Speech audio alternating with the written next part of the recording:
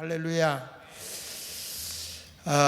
마지막 때에 주님이 나타나는 역사가 인 떼는 역사를 하는데, 우리가 인을 떼실 때에 나타나는 현상들을 쭉 제가 지금 요한계시록을 중심으로 해서 말씀을 증거합니다.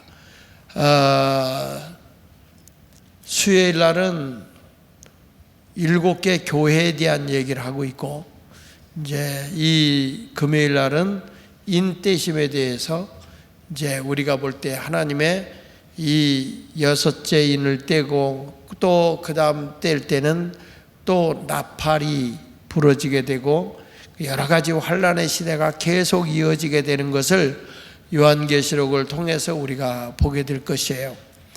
근데 이 검은 말 시대, 그러니까 첫째 인을 뗄 때는 무슨 말이 나타났죠? 답은 흰말. 다시, 자, 첫째 인을 떼실 때는 무슨 말이 나타났다? 흰말이 나타났다. 근데 흰말을 탄 자가 나타나는데 활을 가지고 있었는데 화살을 갖고 있지 않았다.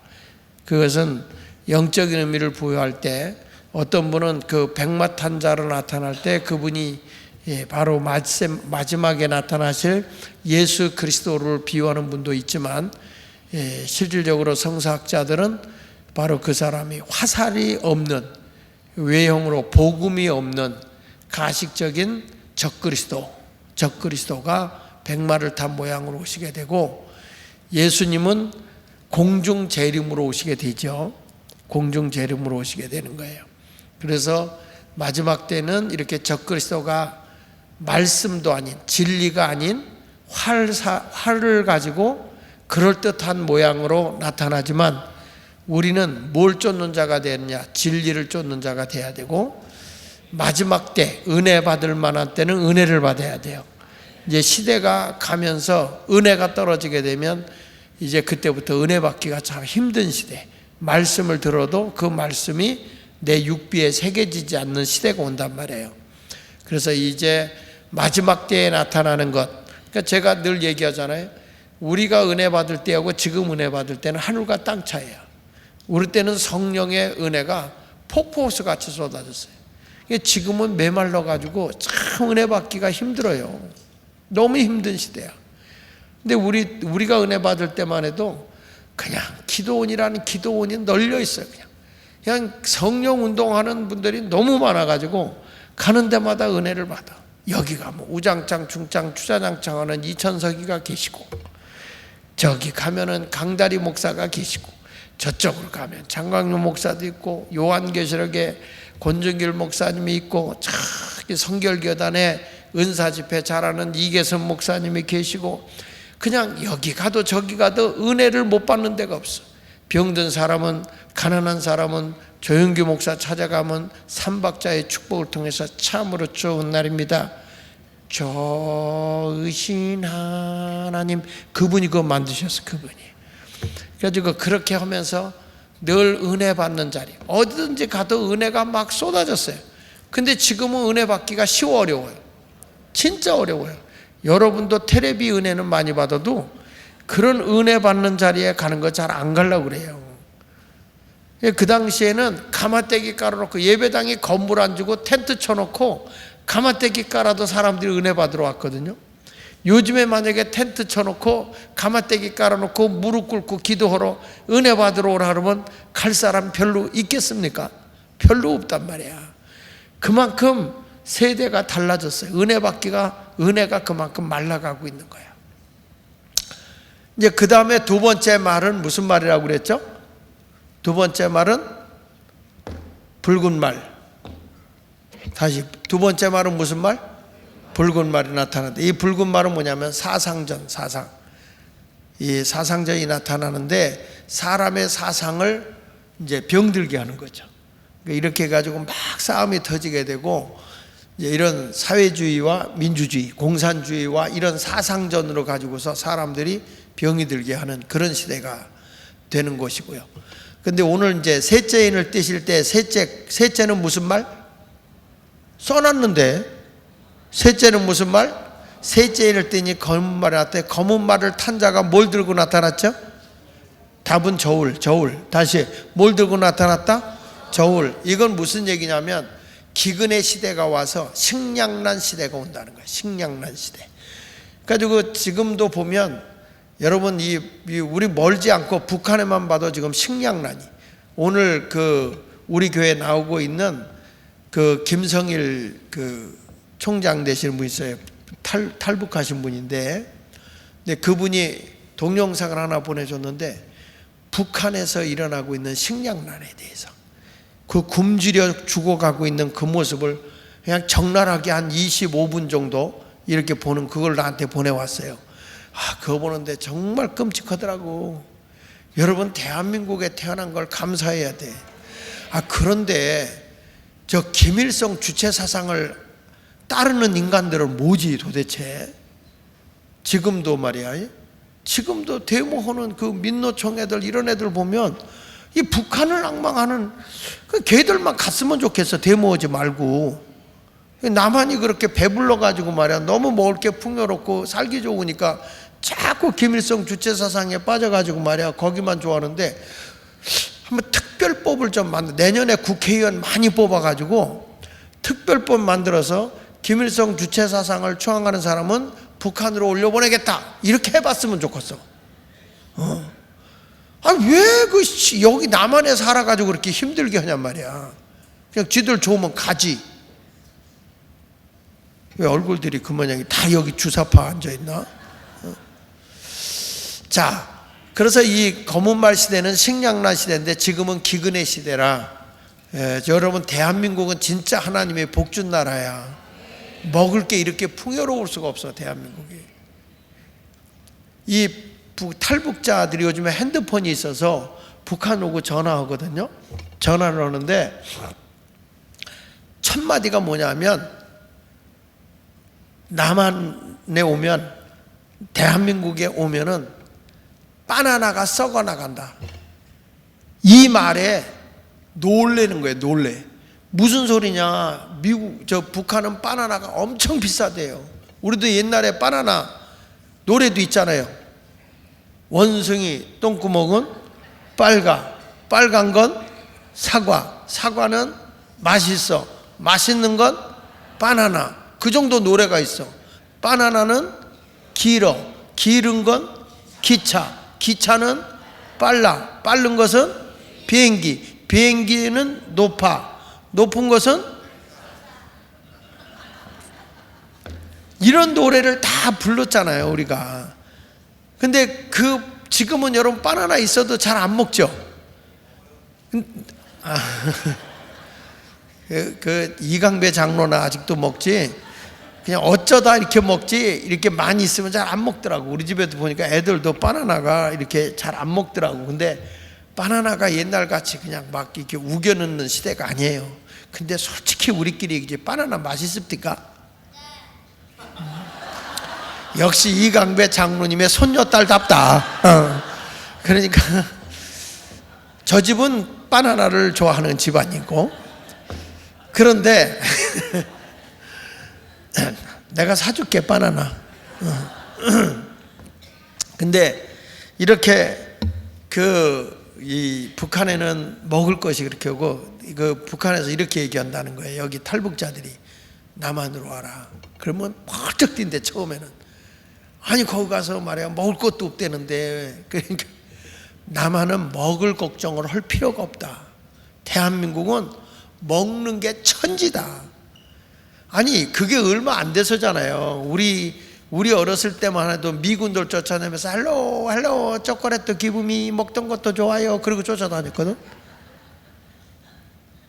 근데 이러한 우리 민족이 지금에 와서 얼마나 여러분 잘 먹고 잘 살고, 지금 안 먹고, 우리 박영미 권사님도 말이야, 저녁 먹으러 왔더니 지금은 안 먹어요, 8시 넘어서는 안 먹어요, 그러면서 다이어트 해야 된다 그러고.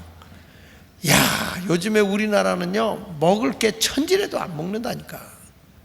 그만큼 우리 민족이 풍요로운 거예요. 감사하죠? 그게 여러분 보시고, 이 대한민국이 공산국가가 됐다면 얼마나 먹을 게 어렵고 힘들겠어요. 그런데 하나님의 은혜로 이 대한민국 이렇게 복받았다. 우리 선조들에게 감사해야 돼요. 특별히 기독교의 정신으로 나를 세운 이승만 대통령, 그 다음에 박정희 대통령, 이런 분들에게 정말 욕심 없이 민족의 가난을 이기기 위해서 그렇게 노력했던 거 감사해야 돼요. 근데 지금은 여러분 경제난으로 해가지고 아프리카나 이런 데 굉장히 어려움 당하는 나라들이 많습니다. 지금 그만큼 식량난 시대가 오는데 앞으로는 더욱 이 식량의 위기가 오는 시대가 되는 거예요. 그런데 이 검은말 시대, 지난번에 이제 검은말 시대는 식량난 시대가 온다 이 얘기를 했는데, 오늘 두 번째로 얘기하는 것은, 오늘은 뭐냐면 식량난 시대만 오는 게 아니라 이 검은말 시대에는 영적 기근의 때예요. 영적 기근의 때. 따라합시다. 영적 기근. 그러니까 영혼이 잘 돼야 범사가 잘 되는 거예요. 근데 영적으로 하나님과의 관계가 단절되면 모든 것이 다 메말라요. 영혼의 문제가 잘 돼야 범사도 잘 되는 거야. 따라합시다. 내 영혼이 잘 된 같이 뭐가 잘 되고 범사가 잘 된단 말이야. 근데 우리가 신앙이 계속 성숙해야 되는데 성숙하지 못하고 늘 어린아이 같으면 안 된다고 그랬잖아요. 마태복음 24장 19절에 거기 보시면, 그날에는 이게 이제 검은말 시대가 오고 식량난 시대가 올 뿐만 아니라 영적 기근 시대가 온단 말이에요. 참 은혜 받고 싶어도 받을 수가 없는 시대. 그냥 늘 옛날 얘기만 하는 거예요. 옛날이 좋았어, 옛날이 좋았어, 옛날에 은혜 받을 때. 이게 아니라 우리 예수마을교회는 성령으로 충만함이 다시 일어나야 돼. 근데 그날에는, 이 영적 기근 때는 아이벤 자들과 젖먹이는 자들에게 화가 있다 그랬어요. 여기서 아이벤 자는 뭘 얘기하냐면, 영적으로, 이게 영적으로 교회가 자꾸 영의 자식을 낳아야 되거든. 그런데 우리 전도해야 돼, 전도해야 돼, 자꾸 여기 뱃속으로는 얘기하는데 영의 자식을 못 낳아요. 능력이 이기겠다는데 임신을 했는데 아이를 낳지를 못해. 이것도 문제거든. 근데 해산의 수고를 통해서 철장 권세를 가진 자식을 낳아야 됩니다. 그리고 젖 먹이는 자들에게 화가 있다 하면, 이 젖은 뭘 얘기한다고 그러냐면, 지난 시간에 얘기했잖아요. 우리가 된 밥을 먹어야 되는데 나이가 들어서 컸는데도 엄마 젖을 빨아먹으면 되겠어요? 아니, 지금 우리 여기 애들이 말이야, 이렇게 큰 애들이, 우리 하율이가 엄마한테 엄마 젖줘 그러면 엄마가 그래 그럴 거야? 2년이 이르지. 그렇지 않겠어요? 그러니까 이 어린애기가 젖을 먹으면, 이 어느 정도 큰 애들은 밥을 먹어야지 젖을 먹으면 안 되잖아요. 그렇죠? 만약에 내가, 우리 어머니가 살아계시다면 어머니한테 엄마 젖 줘 그래봐요. 그럼 우리 엄마가 그래 그럴까? 빗자루 들고 와서 후들겨 팰 거야. 똑같은 거예요. 여러분, 우리가 교회 와서 하나님의 말씀에 된 밥을 먹어야지, 찬밥을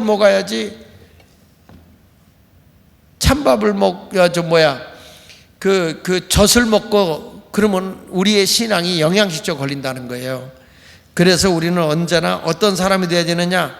아이벤 자들하고 영적인 권세 있는 자를 낳는 교회가 되어야 할 줄로 믿습니다. 성경 마태복음 24장 49절에는 이렇게 말해요. 그날 환난 후에, 24장 29절을 보시면, 그 환난 후에 즉시 해가 어두워지며, 해는 하나님의 은혜를 얘기하는 거야. 그러니까 예수님이 어떤 분으로 오셨냐면 돋는 해로 오셨고, 돋는 해, 해는 예수님을 말씀하는 거고, 달이 뭐냐? 성도요. 성도. 달은 스스로 빛을 내지 못해. 해의 빛이 비춰줘야만 반사돼서 나오는 게 달빛이거든요. 그러니까 우리는 하나님의 은혜가 내 속에 넘치게 와야만 내가 빛을 발하는 은혜 있는 성도가 되는 거예요. 그런데 하나님의 은혜의 해가 어두워지면, 은혜의 해가 어두워지게 되면 나는 어떻게 되겠어요? 빛을 발할 수가 없는 거죠. 그리고 별들이 하늘에서 떨어진다. 별은 뭐라고 그랬어요? 주의 사자. 요한계시록 1장 20절에 보면 7별은 7별의 사자다 이렇게 말씀했는데, 주의 종들이 하늘에서 떨어진다는 건 뭐냐면 세속화되어 버린다. 세속화. 하늘에 소망을 두고 살아가는 주의 종들이 되어야 하는데, 항상 신령한 말씀을 먹여야 되는데 세속화되어져 가지고 세상 사람만도 못한 그런 삶을 살아가는 사람이 많다는 거죠. 그 다음에 뭐라고 그러냐면 하늘의 권능들이 흔들린다는 거예요. 하나님의 은혜의 능력이 상실되어 버린다는 거예요. 마지막 때가 되면. 그래서 여러분 지금 은혜 받을 때 열심히 내고 능력 받을 때 열심히 능력을 받아야지, 요 때가 딱 끝나고 나면 은혜 받고 싶어도 은혜 받을 수가 없는 그런 시대가 온단 말이에요. 여기 보세요. 누가복음 1장 78절에 예수님이 어떤 분으로 오시냐?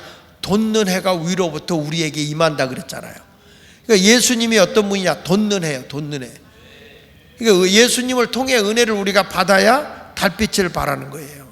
그러니까 마지막 때 보세요. 아모스 8장 11절에 보면, 아모스 8장 11절 같이 읽어볼게요. 시작. 주 여호와의 말씀이니라. 보라, 날이 이를지라 내가 기근을 땅에 보내리니 양식이 없어 주림이 아니며 물이 없어 가람이 아니요 크게 여호와의 말씀을 듣지 못함이 기갈이다. 여기 보세요. 주 여호와의 말씀이 뭐라고 하니? 내가 보라 날이 이를지라 내가 기근을 어디에 보낸다? 땅에다 보낸다. 그러니까 이 땅에 기근 시대가 오는 거예요. 그런데 이 하나님의 기근을 보낼 때는 양식이 없는 것이 문제가 아니고 물이 없는 것이 문제가 아니라 여호와의 말씀을 듣지 못하는 것이 기갈이라는 거예요. 여러분, 우리의 영혼의 문제만 해결되면 땅의 문제는 그대로 풀리는 거야.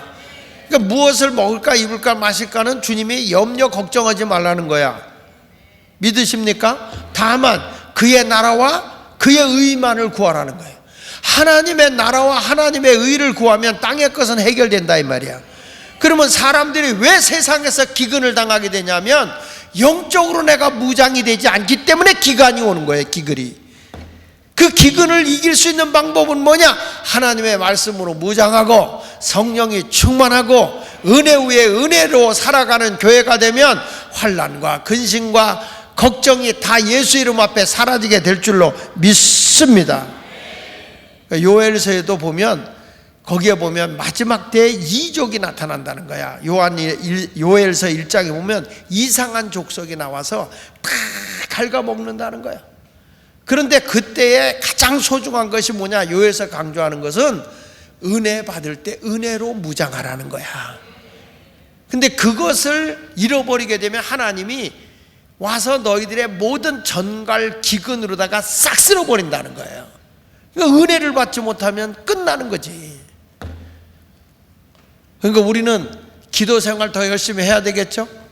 우리 아이들에게 성경 공부를 가르칠 때도 항상 예수 중심으로 가르쳐야 되지, 이 성경 학교 온다 그러면 요즘에는 재미 위주로 가르친단 말이야. 이 아이들에게 말씀으로 잘 깨우쳐져서 영원히 진리 되신 예수님을 떠나지 않게 성경 학교를 가르쳐야 돼. 흥미이지 재미 위주로 하는 건 안 돼. 진리만이 우리를 자유케 할 수 있어요. 우리 아이들이 깨닫지 못할 것 같은데 희한하게 말씀만 가지고 오는데 성령이 저들을 터치해 줘 버려. 성령이 만져줘 버리기 때문에 우리 아이들도 말씀을 다 깨달아요. 다 듣게 돼 있는 거야. 할렐루야. 그러니까 제가 부흥회를 할 때 30대 기도원에서 집회할 때 보면 요만한 아이들이 막 은혜 받고 방언하고 다 했다고요. 요즘에 우리 아이들이 요 앞에서 기도하는데 이 아이들이 환상을 보잖아요. 이게 어른들은 하도 때가 많이 묻어서 눈만 감으면 새까맣게 보이는 거예요. 근데 여러분들도 영안의 빛이 쫙 비춰져서 주님과 함께 할 수 있는 모든 성도가 되시기를 예수 이름으로 축원합니다. 보세요. 이 말씀을 듣지 못하면 사람이요 얼마나 힘들게 사느냐면 아모스서 8장 12절로 13절에 이렇게 말합니다. 사람이 이 바다에서 저 바다까지 북쪽에서 동쪽까지 비틀거리며 여호와의 말씀을 구하려고 돌아다녀도 뭐라고 그랬어요? 얻지 못하리니 그날의 아름다운 처녀와 젊은 남자가 다 갈아여 쓰러지니라. 이게 무슨 얘기입니까? 사람들이 말씀을 사모해서 젊은 사람이고 뭘 것 없이 어디 가든지 하나님 말씀을 듣고 사모하는데 그냥 비틀비틀 말씀을 사모하고 다녀도 찾을 길이 없다는 거예요. 그러니까 은혜 받을 때 정신 차려야 해요. 믿습니까? 시편 106편 13절에 이렇게 말해요. 주께서 일어나 시온을 긍휼히 여기시리니 지금은 그에게 은혜를 베푸실 때라. 주님이 은혜를 줄 때야 지금. 그런데 어떻게 되냐? 정한 그날이 다가오고 있다는 거야. 하나님이 정해진 그날이 다가온다는 거야. 이제는 은혜 받고 싶어도 은혜 받을 수 없는 시간이 다가오고 있다는 거예요. 아니, 그 전에 그 권중길 목사님이 이제 말세론을 많이 강연을 하거든요. 그분이 할 때마다 한 말씀이 뭐냐면 성령의 은혜의 두루마리가 말리고 있다, 이런 말을 해요. 기도해 보면 점점 하나님의 은혜의 두루마리가 말려가고 있다. 그래서 앞으로 은혜 받기가 참 힘들 거다. 저는 그때 대수롭지 않게 생각했는데 지금에 와서 보니까 그 당시에 은혜 받는 것과 지금의 은혜 받는 것은 너무 차이가 난다는 거예요. 그만큼 힘들어진 거예요. 그러니까 우리가 주님의 은혜를 갈망하는 건 더 많이 사모해야 되고 더 많이 매달려야 되는 거예요. 믿습니까? 고린도서 6장 2절에도 이렇게 말해요. 이르시되 내가 은혜 베풀 때에 너에게 듣고 구원의 날에 너를 도왔다 하셨으니 보라 지금은 뭐라고 그랬어요? 은혜 받을 만한 때요. 보라 지금은 구원의 날이다. 이게 무슨 말이냐면 은혜 받을 만한 때가 있고 그렇지 못할 때가 온다는 걸 이미 예언하고 있는 거야. 그런데 지금은 은혜 받을 만한 때, 말씀에 핍박도 없고 은혜 받을 만한 때. 여러분, 북한도 정말 평양에는 한국에서 그 부흥운동이 가장 크게 일어났던 데가 평양이야. 평양, 신의주 평양. 근데 지금 거기가 공산화가 되고 나서 교회가 있나요? 목사들이 있나요? 없어. 근데 남한은 이렇게 하나님의 은혜로 마음 놓고 예배드릴 수 있잖아요. 이렇게 우리가 은혜를 사모할 수 있잖아요. 하나님의 은혜입니다. 감사하고 살아야 돼요. 그러니까 성도들이 늘 하루하루가 이렇게 은혜 받을 수 있고 말씀 들을 수 있다고 하는 것에 대해서 감사하는 성도가 되시기를 축원합니다. 성도들아, 이 시간에 우리 찬양 한번 부르면서 말씀을 들읍시다. 복음성가 성도들아, 이 시간에 할렐루야. 그 어렵지. 인명생사가 뭐냐? 인명생사, 사람의 목숨에 살고 죽는 거, 그게 다 모른다 이거야. 그러니까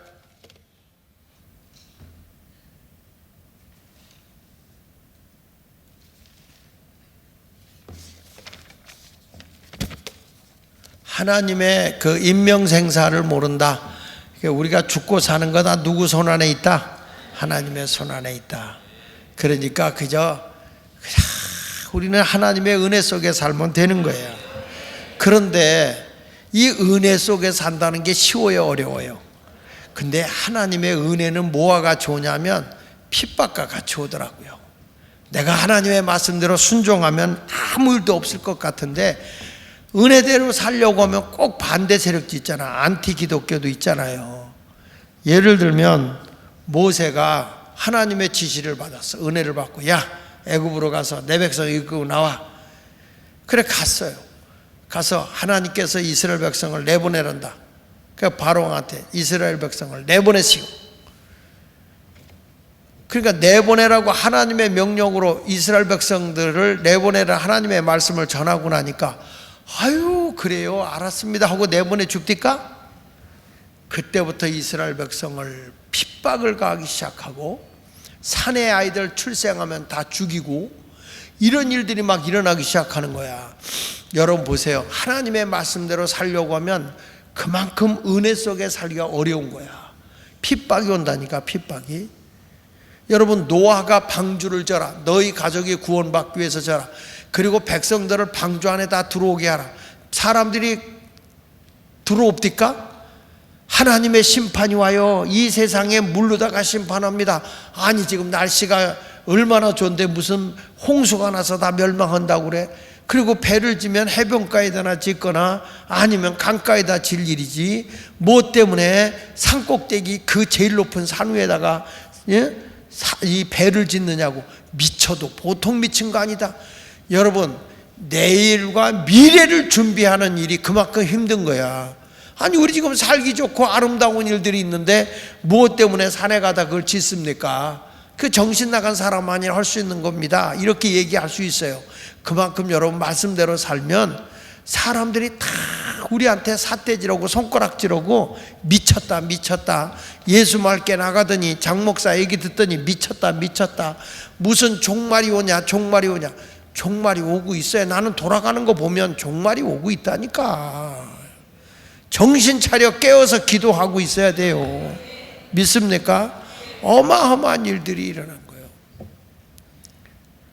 그리고 여러분 보십시오. 예레미야가 이스라엘 백성들에게 하나님의 심판이 온다고 외칠 때 회개하지 않아요. 오히려 예레미야를 핍박하고 미친놈이라고 그래요. 그래서 하도 답답해서 예레미야가 눈물의 선지자잖아요. 얼마나 울었던지.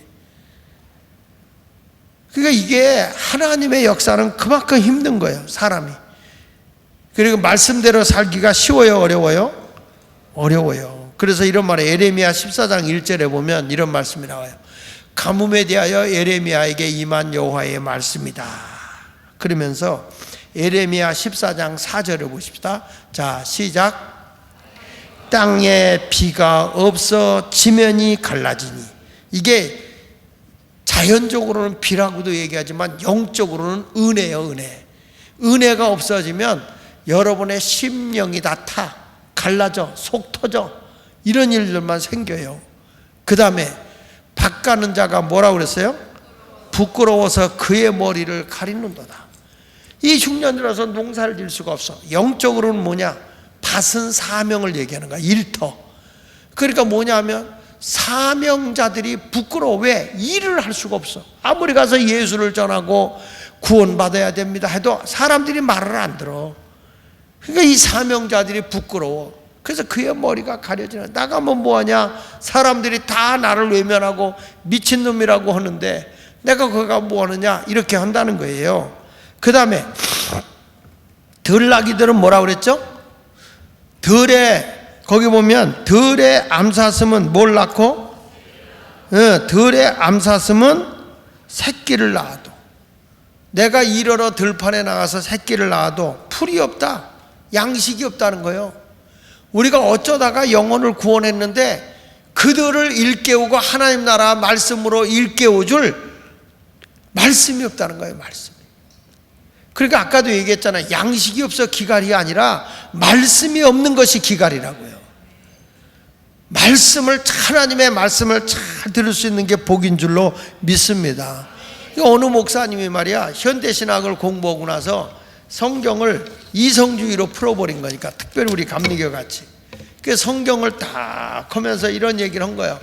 목사님이 말이야, 여러분 창세기 1장 1절 창조론은요, 이거는 이 제2문서설에 의해서 보면은 이거는 당시에 바벨론의 하나의 이 창조의 신화, 우화입니다. 이건 하나님의 말씀이 아닙니다. 이건 성경에서 빼야 됩니다. 이런 식으로 해가지고 또 순종자는 할머니가 그 성경을 빼야 됩니다. 이렇게 찢었다네. 이렇게 찢었고. 여러분, 이스라엘 백성이 홍해를 건넜다고 하는데 홍해를 건넌 게 아니고 멀리서 보니까 홍해같이 붉은 건데 사실은 갈대밭을 건너간 겁니다. 그렇기 때문에 이것도 성경을 빼야 됩니다. 그러니까 이것도 성경을 빼. 그리고 교회를 5년 다녔더니 성경책이 뚜껑과 목차만 남더랍니다. 목차. 그러니까 여러분, 성경은 모든 것이 하나님의 말씀이고 하나님의 역사예요. 사람이 기록을 했어도 그게 하나님이 영감을 줘서 쓴 거기 때문에 성령으로 기록된 책이잖아요. 그러니까 하나님 말씀이라고. 언젠가 내가 얘기했잖아. 우리 어머니가 글을 모르는 분이었어요. 우리 형님이 군대 갔을 때 날더러 편지 쓰라. 어떻게 쓸까요? 이렇게 써라. 그러면은 내가 문장을 다 만들어 써서 보내요. 그러면 우리 형님이 그 편지를 읽을 때 내 편지를 읽을까? 어머니 편지를 읽을까? 어머니는 글 모르는데? 글 쓰는 걸 모르는데요? 동생이 써준 걸 알아, 형도. 그런데 누구 말이 거기 담겨 있는 거예요? 어머니의 말이.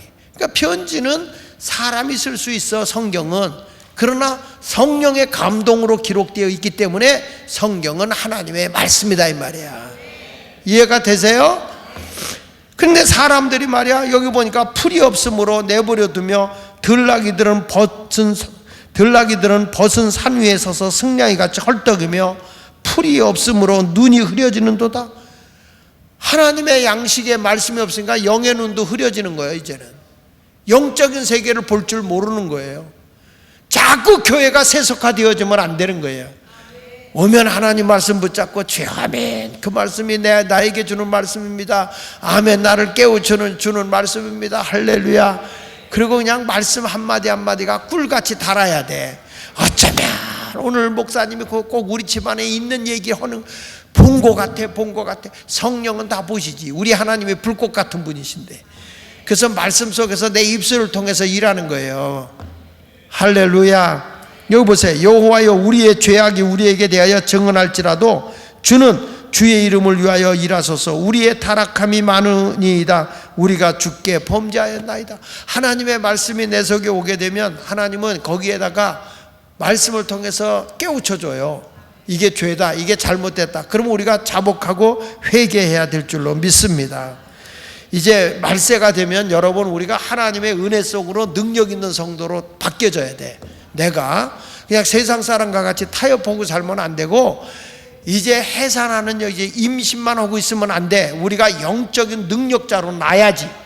아멘입니까? 예수마을교회가 목사가 말이야, 성도들이 말씀을 많이 먹어갖고 그냥 배가 비만이 되고 영적인 능력자가 안 나오는 교회다 하면 이건 심각한 거예요. 이건 주의 종을 하나님 앞에 징계를 받아요. 그래서 말세가 되면 교인들에게 능력을 갖게 하기 위해서 해산하는 수고로 기도를 하게 만들어야 돼. 이사야 42장 14절 보겠습니다. 시작. 내가 오랫동안 조용하며 잠잠하고 참았으나 내가 해산하는 여인같이 부르짖으니 숨이 차서 심히 헐떡일 것이라. 그러니까 여러분, 우리가 어떤 식으로 기도해야 되느냐? 해산하는 여인과 같이 힘쓰고 애써 기도해서 해서 능력자로 팍 여러분이 출생을 해야 돼. 그리고 우리가 쫙 하고 기도할 때는 그 톤으로 기도하라는 거야. 쫙 주여 주여 했으면 그 톤으로 기도하란 말이야. 에? 주여 주여 주여 해놓고 나서 아버지, 그럼 뭐하러 소리 질러? 난 지금도 기억나는 게, 우리 집사람이 우리 애를 낳아가는데 얼마나 소리를 질렀는지 거기서 의사가 그러더래요. 아줌마 혼자 애기 낳냐고. 응? 아줌마 혼자 애기 낳냐고 말이야. 그러니까 우리 집사람이 양수가 좀 부족해가지고 애 낳는데 아마 고생을 많이 했나 봐. 아니 정말 새벽에 새벽 기도 시간에 갔거든. 그때 여기 왕십리에 성야병원이라고 있어. 성야병원. 그 성야병원에 가서 이제 큰애를 낳는데, 거기 가서 그냥 그런데 새벽 기도가 지나고 낮 9시가 지나고 하는데도 애를 안 낳아. 11시가 됐는데도 안 나고, 그 어떻게 안 나오니까 신방을 갔지. 내가 거기다가 신방을 딴 교인 신방을 하고 오니까 난 거예요. 아니 있을 때 낳지 없을 때 난 거예요. 그런데 그 낳고 나면 남편이 와서 그래도 수고했다고 해야 되는데 남편이 사라져버린 거예요. 그래가지고 뒤늦게 내가 갔더니, 신방하고 오후에 갔더니 안 쳐다보더라고. 가서 교인하고 살래? 응? 내가 지금 죽느냐 사느냐 생사에 놓여 있는데 어떻게 그럴 수 있냐고. 내가 당신하고 같이 잠자리를 하면 인간이 아니라는 거예요. 그러더니 며칠 지나고 나더니 옆으로 와요 그러던데. 네? 여러분, 애 낳는다는 게 힘든 거예요. 그만큼 우리가 해산에 수고를 하고 기도를 하면 능력자를 안 될 수가 없는 거예요. 예레미야 4장 31절에도 말하잖아요. 내가 소리를 들은 적 여인의 해산하는 소리 같고 초산하는 자의 고통하는 소리 같으니. 두 번째는 쉽게 낳잖아요. 그런데 첫째는 초산은 힘들어. 그런데 초산하는 소리 같고 초산하는 자의 고통 소리 같으니 이는 시온의 딸의 소리라. 그가 헐떡이며 그의 손을 펴고 이르기를 내게 화가 있도다. 내게 화가 있도다. 죽이는 자로 말미암아 나의 심령이 피곤하도다. 얼마나 여러분 애 낳는 게 힘들어. 그러니까 내가 영적인 능력자가 되기 위해서는 그 정도 기도해야 되는 거예요. 아멘. 저는 애를 낳아보지 않아서 잘 몰라요. 직접 들어가보죠. 요즘에는 직접 들어간대네. 같이 들어가서 남자들의 머리구덩이를 그렇게 쬐뜯는데 여자가 아프면 그냥 머리구덩이 야 이놈을 그냥 하면서 나에게 이 고통을 준다고 막 머리구덩이 잡는다는 거예요. 근데 나는 뭘 봤냐면 이따 사극을 보면 그 왕비들이 애기 낳는 걸 보는데 문고리에 끈을 묶어놓고 그걸 하는데 아주 소리 치니까 입에다가 뭘 물려? 수건을 물리더라고. 이렇게 물려. 그리고 나서 그냥 가만히 쓰는데 어머나 밑에 있는 분들이 왕비님 체면이 있지 어떻게 소리를 지릅니까? 그럽니까? 애기 받는 여인들이 뭐라고 그래요? 조금만 더요. 조금만 더요.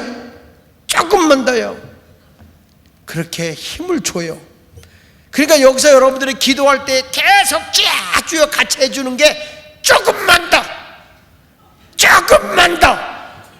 이거 하라고 힘을 써주는데 안수해 주는 것도 힘쓰라고 하는데 기도할 때 보면 어린이 알아서 기도해 줄까 봐 주여 어디 오는가 보내라. 어디 오는가 보내라.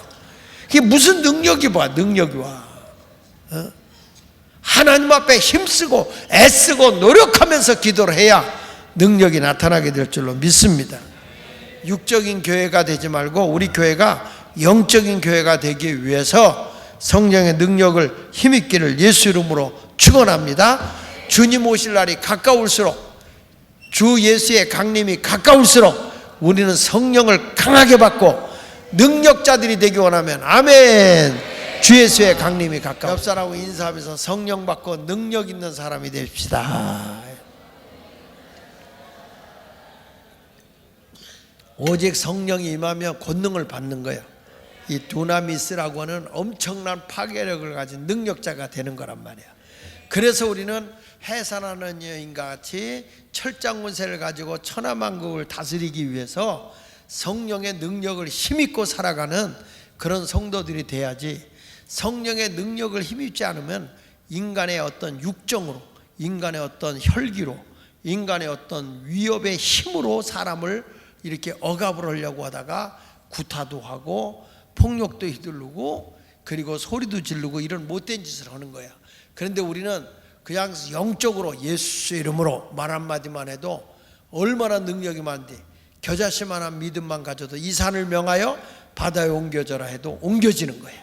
이게 영적인 권세라고요. 믿으시면 아멘. 그러니까 신앙은 그런 거예요. 신앙은 불가능한 게 가능한 거예요. 그러니까 제자들도 그러잖아요. 아, 예수님 어저께 무화과나무에 열매가 없다고 다시는 열매 맺지 못할 것이다 라고 저주했던 무화과나무가요, 세상에 아침에 와보니까 뿌리채 말라 죽어 있는데요. 그러니까 우리 예수님이 하나님을 믿으라 그러면서 내가 너희에게 이르노니 이 산을 명하여 바다에 옮겨줘도 내 말하는 것이 이루어질 줄 믿고 마음에 의심하지 않으면 그대로 되는 거다. 그러므로 내가 너에게 말하노니 무엇이든지 기도하고 구한 것은 받은 줄로 믿어라. 기도했으면 된 줄로 알아라. 그리하면 내가 이루어 준다. 이 성경이잖아. 성경 믿습니까? 이런 거예요. 오늘도 제가 이제 오후에 거기가 어디냐, 송추 우리 감리교 연수원이 있는데 거기에 이제 우리 남선교회 연합 남선교회 연수원, 서울연의 연수원이 모였어요. 지도자들 모인 데 가서 제가 이제 그곳에 가서 이제 설교도 하고, 그 다음에 이 인성교육 예수화된 성품 우리 교회에서 계속 하고 있는 그 인성교육 교육하는 법을 이제 가르치고 그렇게 하고서 여기 와서 지금 철야를 하는 거야. 근데 하나님의 말씀이 저들에게 들어가서 능력이 되어야지, 아무리 내가 교육을 시켜도 그냥 인간적인 이성으로 받아들이면 안 돼요. 여러분, 믿음이 뭡니까? 믿음이, 성경에 보니까 히브리서 11장에도 우리가 11장에서 6절에 보면 이렇게 있잖아요. 우리 하나님을 찾아가는 거야. 믿음이 없이는 하나님을 기쁘게 못 하잖아요. 그러면서 믿음이 뭐냐?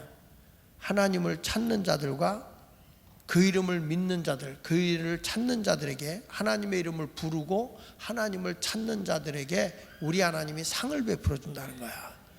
그러니까 우리가 믿음은 뭐냐? 하나님을 찾아가는 것이고 하나님 앞에 나아가는 거예요. 하나님이 계심을 믿고 하나님께 나아가고 하나님을 찾는 거야. 그런 자에게 하나님이 모든 걸 주는 거거든요. 그러니까 우리가 어려운 일 생기면 누구 찾아가야 돼? 하나님 찾아가야 돼. 하나님 찾아가야 되고, 그리고 하나님 앞에 나아가야 되고, 그리고 하나님을 기도로서 막 찾아야 돼. 그러면 그대로 이 응답이 되는 거죠. 아니, 탕자가 다 잃어버리고 그냥 자기가 찾아가야 할 때가 있어. 누구한테 가면 굶어 죽지 않아? 아버지께 가면 내가 줄이지 않을 텐데. 그래서 아버지를 찾아가는 거예요. 찾아가서 자기가 구하지 않아도 있어야 할 것이 뭔지를 다 주잖아. 그는 구한 게 뭐예요? 내가 염치가 없어서 아버지 아들 자격은 원하지 않고요, 집안의 몸종으로 그냥 일꾼으로 써주세요, 품꾼으로 써주세요 라고 얘기했는데도 우리 주님은 무슨 소리야? 내가 날 찾아왔잖아. 그 가정에 죽었다 살아온 아들로 받아주는 거예요. 우리가 진심으로 주님을 찾으면 다 하나님이 다 해결해 준다. 그러니까 오늘 전심을 한번 기도해 봅시다. 예? 그래서 이렇게 말하는 거야. 7절에 요한계시록 6장 7절에 보니까 또 검은 맛이 되는 믿음의 성도를 보호하시고 구원해 주신다. 따라합시다. 검은 맛이 되는 믿음의 사람과 성도들을 보호하시고 지켜주시고 구원해 주신다. 여기 보세요. 7절에 보니까 이렇게 말하는 거예요. 요한계시록 6장 6절 하반절에 또 감람류와, 거기 보면 끝부분에 감람류와 포도주는 뭐 하지 말라? 해치지 말라. 감람류와 포도주는 뭘 얘기하냐면 이거는 이거예요. 따라합시다. 믿음과 성령 충만한 성도. 내가 믿음을 굳게 지키고 성령이 충만한 사람은 어떻게 하느냐? 육적 기근이나 말씀 기근이 온다 할지라도 걱정할 게 없다는 거예요. 믿음을 굳게 지키고 성령 충만하게 되면 하나님이 7년 대환란 중에서도 보호해 준다는 거예요. 여기 보세요. 감람류와 포도주는 뭐 하지 말라? 해하지 말라. 하나님의 기근 때에도 내가 믿음으로 산 사람, 성령으로 산 사람은 절대 손을 못 대요. 보세요. 욥기서 5장 20절로 21절 이렇게 말해요. 기근 때의 죽음에서, 전쟁 때의 칼의 위협에서 너를 구원하실 터인즉 내가 혀의 채찍을 피하여 숨을 수가 있고 멸망이 올 때에도 두려워하지 아니할 것이다. 여러분, 내가 믿음을 가지고 성령에 충만한 사람이 살아가면 환난 때라도 주님이 나를 건져주는 거예요. 다른 사람이 막 굶주리고 있는데 하나님이 그런 새도 살려줘요. 그래서 우리가 믿음으로 살아야 되고 성령 충만함으로 살아야 되는 거야. 시편 33편 19절에도 그렇게 말하거든요. 여기 보면 그들의 영혼을 사망에서 건지시며, 다 같이 시작. 그들이 굶주릴 때 그들을 어떻게 한다고요? 살리시는도다. 다 굶주려도 하나님이 거기만은 살려주시겠다는 거예요. 아니 여러분, 이삭 시대 보세요. 흉년 들어서 사람이 다 죽어가잖아요. 근데 이삭이 마침내 믿음을 지키고 하나님이 너 흉년이 들었지만 이 자리를 떠나지 말고 있어라, 하나님 말씀대로 순종했어요. 순종했는데 가만히 있는 게 아니라 농사를 지었어요. 근데 다른 사람은 다 농사도 안 짓고 말라 비틀어져 죽어. 근데 이삭은 마침내 100배나 되는 복을 주어서 거부가 되었다. 할렐루야. 믿음으로 하나님의 말씀에 순종하고 성령의 충만함으로 살게 되면 사람들이 못 살겠습니다, 힘듭니다, 안 됩니다 하는 사람에게 되는 역사가 일어난다니까. 오늘 성경이요, 이게 포도주와 감람류, 감람류와 포도주는 해야지 마라. 여러분, 성령 충만하고 은혜 충만한 성도는 구원을 받아요. 해를 입지 않습니다. 환난이나 기근 때에도 우리 주님이 건져주시는 거예요. 시편 33편 18절 19절을 보십시오. 여호와는 그들을 경외하는 자 곧 그의 인자심을 버리는 자를 살피사, 그 다음에 그들의 영혼을 뭐라고 그랬어요? 사망에서 건지시며 그들이 굶주릴 때에 그들을 뭐한다? 살리시는 거예요. 온 세상이 흉년이 와도 믿음을 굳게 지키고 성령 충만한 사람은 하나님이 살려주는 거예요. 아이고 못 살겠어, 큰일 났어 하는데 여러분은 큰일이 안 나. 왜 그러냐? 하나님이 지켜주신다는 거예요. 시편 37편 19절로 20절에도 그래요. 그들은 환난 때에 부끄러움을 당하지 아니하며 기근의 날에도 어떻게 될 거다? 풍족할 것이나, 기근 때에도 풍족할 것이나 악인들은 멸망하고 여호와의 원수들은 어린 양의 기름이 같이 타서 연기가 되어 없어지로다. 악인은 멸망한다. 그런데 믿음을 굳게 지키고 성령으로 살아간 사람들은 하나님이 다 보장해 준다는 거예요. 믿으세요, 믿으세요. 여러분, 세상에 다 어려움이 와도 요셉은 하나님이 점점 더 높여. 환난세 때 요셉은 점점 커지는 거예요. 내가 주님을 의지하고 살아가잖아요. 어려움이 왔을 때 하나님만 의지해 보세요. 힘들 때 하나님만 붙잡아 보세요. 그것이 내가 사는 길이야.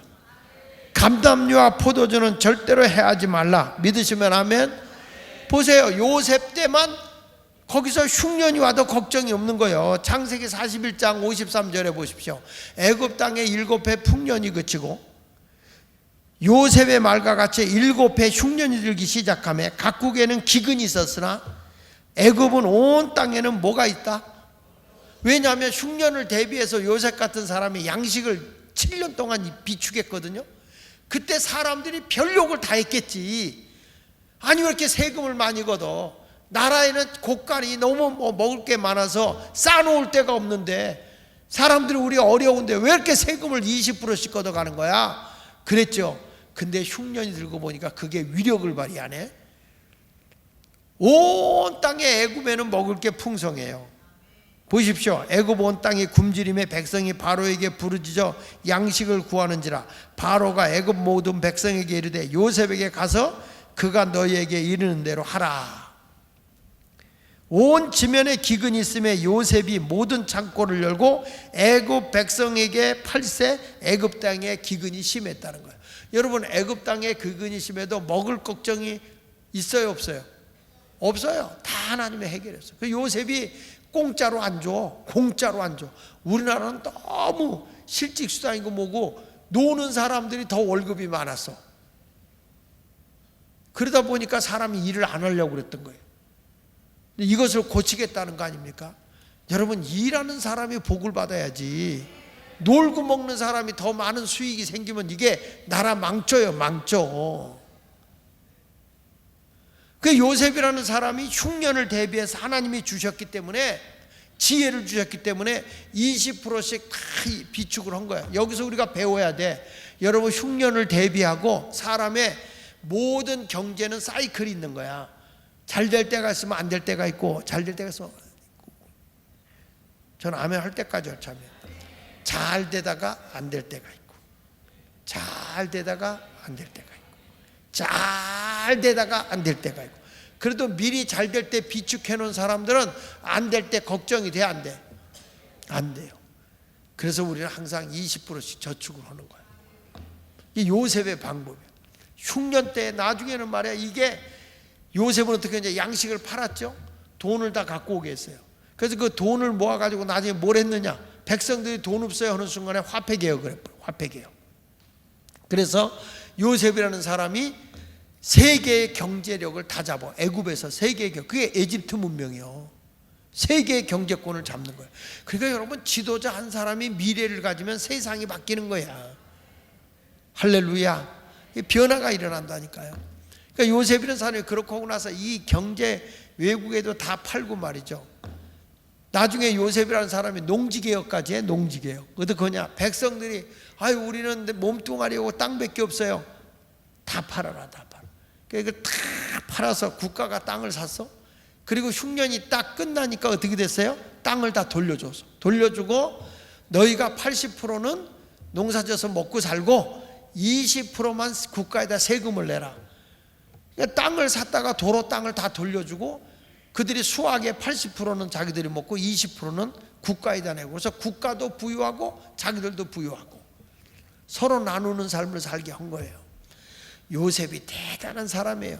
그리고 자기 백성도 고센 땅으로 모아서 번성하는, 결국에 이스라엘 민족의 12지파를 만들어낸 사람이 요셉인 거예요. 보세요. 흉년 들고 자기 개인적으로 어려움이 와도 우리는 끝까지 하나님을 찾고 하나님께 기도하니까 요셉이라는 사람은 영감 있잖아요. 영감이. 믿습니까? 여러분들도 하나님의 말씀 붙잡고 믿음으로 사십시오. 그래서 요한계시록 1장 3절에 한 말씀 보세요. 이 예언의 말씀을 읽는 자와 듣는 자와 그 가운데 기록한 것을 지키는 자에게는 뭐가 있다? 복이 있는 거예요. 이 예언의 말씀을 읽는 자, 듣는 자, 기록된 것을 지키는 자들은 다 복이 있다. 주님 때가 가까이 왔다. 여러분, 하나님이 우리에게 복 주실 걸 믿고 인내하는 자가 되시기를 바랍니다. 하나님 말씀을 듣고 그 말씀대로 살아야 돼요. 그 지키는 자가 복이 있는 거예요. 따라합시다. 다시 한번. 읽는 자, 듣는 자, 기록한 걸 지키는 자, 그런 사람은 뭐가 있다고요? 복이 있다. 또 요한계시록 22장 7절에도 보니까 보라, 내가 속히 이른 이 두루마리의 예언의 말씀을 뭐하는 자가 복이 있다? 지키는 자가 복이 있다. 하나님 말씀을 많이 아는 게 중요한 게 아니야. 말씀을 듣고 지키는 자가 복이 있는 거예요. 하나님 말씀 한마디로도 아멘하고 순종하십시오. 그게 복 있는 사람이 되는 길입니다. 요한계시록 22장 19절에 보십시오. 만일 누구는 이 두루마리의 예언의 말씀에서 제하여 버리면, 이 하나님의 말씀, 기록된 예언의 말씀을 제하여 버리면 하나님이 이 두루마리에 기록된 생명나무와 및 거룩한 성에 참여함을 뭐하여 버린다고? 제하여 버린다는 거예요. 그러니까 우리가 하나님의 은혜 속에 살아가는 자라는 것을 믿고요. 신앙의 기준은 뭐냐? 말씀이에요. 말씀. 말씀을 듣고 그 말씀대로 순종하는 자가 되시기를 축원합니다. 내 힘으로는 안 돼. 성령으로 되는 거죠. 일제시대 때 북만주의 그 하르빈 땅에 그 최한기 전도사님이 있었어요. 이게 전도하다가 일본군에게 붙들려서 너가 하나님을 믿는다고? 그리고 우상에 신사참배를 거야. 그게 전도사가 강요당하지만 거절해요. 끝까지 강요해요. 그래가지고 어떻게 됐냐면 이 사람이 교회를 못하게 교회에서 쫓겨나 버리는 거예요. 일본 순사가 너는 안 돼. 이 교회 할 수 없어. 그래서 쫓겨난 거예요. 그러니까 교인들은 다 신사참배라고. 그러니까 이게 북만주 벌판에서 추운 겨울에 쫓겨났는데 이게 뭐 사택에도 있을 수 없고 가족이 바깥에 가마떼기 깔아놓고 그냥 뒤집어 쓰고 있는 거예요. 이렇게 그 추위에 떨고 있는데 이 전도사님이 차라리 이렇게 사느니 내가 기도하다가 얼어 죽는 게 낫겠다. 그래가지고 일부러 눈밭에 가서 엎드려서 막 기도하는 거예요. 하나님 앞에 기도를 하는 거예요. 하나님, 이렇게 살 바에 죽는 게 낫습니다. 그리고 내일 아침에는 내가 이렇게 해서 그대로 눈밭에서 얼어 죽겠지. 그렇게 가지고 눈밭에서 있다가 살며시 눈을 떴는데 안 죽었더래, 자기가. 그런데 그 위에 나무에서 새가 짹짹짹짹짹 소리를 낼 거 아니에요.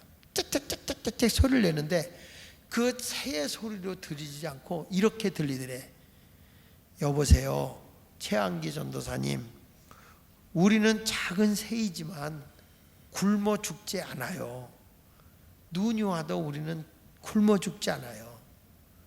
그런데 주님의 종이라 하면서 굶어 죽고 춥다고 낙심하고서야 되나요? 그러더라는 거예요. 그렇게 들리더래요, 자기는. 그래가지고 이상한 생각이 들어가지고, 아니 왜 이런 음성이 들리지? 그리고 정신 차려서 가마떼기로 집을 만들어 놓고 있는데 가보니까 누군가 거기다 쌀 한 가마니를 갖다 놨더래. 그리고 그 쌀을 열어보니까 그 안에 그 당시에 돈으로 엄청난 돈인 8만 5천 원을 담아놨더래요. 근데 누가 갖다 놨는지 아무도 모르더라는 거예요. 이게 하나님의 역사인 거예요. 근데 그 음성이 들린 거예요. 새를 통해서. 야, 주의 종이라는 자가, 우리 새들도 이 추위에, 이 눈보라에도 다 하나님이 굶어 죽지 않고 얼어 죽지 않고 이렇게 살게 하는데, 주님의 종이라는 사람을 굶어 죽일까 봐 그렇게 실망하십니까? 춥다고 그렇게 낙심하고 잡아가려고 합니까? 하나님만 붙잡으세요. 하나님만 앙모하세요. 하나님이 채워주십니다. 여러분, 이게 믿음인 줄로 믿으시면 아멘 하세요. 여러분 모두도 이런 믿음의 삶을 살기를 원하면 아멘. 할렐루야. 자, 그러니까 우리는 믿음으로 굳게 샀어요. 자, 사사기 2장 20절 이렇게 말합니다. 사람이 자기를 위하여 경배하라고 만들었던 은 우상, 금 우상을 그날에 두더지와 박쥐에게 던지고 아멸과 험악한 바위 틈에 들어가서 다 같이 시작. 여호와께서 땅을 진동시키려고 일어나실 때 그 위엄과 그 광대하심의 영광을 피하리라. 이게 무슨 얘기냐면, 주의 진노와 크신 위엄이 있다 할지라도 우리는 주님 안에서 숨을 수가 있다는 거예요. 은혜로 살면 주님이 우리의 모든 삶을, 천지를 다 뒤흔들어 버린다 할지라도 우리는 살 수 있다. 여기 이제 쉬운 성경에는 이렇게 나와요. 같은 말인데, 그때가 되면 사람들이 금과 은으로 만든 우상을 던져버릴 것이다. 자기들이 섬기려고 만든 그 우상들을 박쥐와 두더지에게 던질 것이다. 여호와께서 일어나 땅을 뒤흔드실 때에 사람들이 바위 틈 구멍과 절벽에 난 동굴로 들어갈 것이다. 주의 진노와 크신 위험을 피하여 숨을 것이다. 여러분, 우리가 위험을 당할 수도 있어요. 어려움이 당할 수도 있어요. 근데 믿음을 굳게 지키고 성령의 사람이 되면 하나님이 지켜준다는 거야. 그러니까 낙심하지 말고 믿음으로 사시길 축원합니다. 크게 한번 따라합시다. 주님, 나는 이제부터 믿음을 지키고 은혜로 살겠사오니 나에게 성령을 부어 주시옵소서. 그러면 아무리 환난이 와도 주님이 우리를 보장해 준다는 거예요. 왜? 감람류와 포도나무는 해하지 말라 그랬어. 감람류와 포도주는 해하라, 해하지 말라. 해하지 말라. 그러니까 여러분들 오늘부터 어깨 딱 펴고 내가 믿음을 굳게 지키고 성령의 사람이 되어서 살아가면 아무리 원수 마귀가 와서 나를 삼키려고 해도 나는 절대 해를 입지 않는다. 절대로 나는 해를 입지 않는다. 하나님이 보장해 주시고 지켜주시고 내 인생을 이끌어 주신다. 이 믿음을 가지고요 승리하며 살아가시길 바랍니다. 아무리 검은 말이 탄자가 나타나서 식량난 시대가 온다 할지라도 내가 은혜 받고 성령으로 살아가면 양식 문제는 걱정할 게 없어요. 이 목회도 해보면요, 저도 아무것도 없는 가운데서도 하나님이 다 먹여줘. 나는 사실 개척할 때 먹는 날보다 굶는 날이 더 많았거든. 그런데 여러분, 내 평생에 주면서는 살았어도 얻어먹고 살지는 않았어. 하나님이 그런 복을 주시더라고. 아멘. 제가 요즘에도 이렇게 가보면 뭐 외국에 나가서 이렇게 보면 우리 교회에 있던 그 고생했던 친구들이 많아요. 그런데 그 당시에 집안이 너무너무 어려웠던 친구들인데 사랑을 잊고 컸던 사람들이 다 그분들이 그 은혜를 못 잊고 오더라고. 지난번에도 그 인천에 부평에 여선교회 그 연합 집회가 있어서 거기 이제 집회를 하러 갔어요. 갔는데 설교하는데 보니까 누가 왔냐면 이 박승은 전도사님이 딱 나타났어. 근데 엄청 몸이 부흥됐더라고. 근데 조금 있다 엄마도 왔어요 하는데 보니까 김매자 권사님이 오신 거야. 그 딸도 오고 얼마나 반갑던지. 근데 옛날에 그렇게 가난하고 어렵게 살던 집들이야. 근데 하나님의 은혜로 그 복을 받아서 이분들이 말이에요, 그래도 사모님하고 식사하라고 그래도 돈까지 주대. 한 10만 원 주더라고. 여기까지 사모님 오실 줄 알고 식사 대접하려고 그랬는데 안 오셨다고 밥 사주라고. 우리 집사람 줬으니까 내가 이 얘기를 하는 거야. 안 줬으면 내가 얘기 안 하지. 내가 삥땅 쳤으면.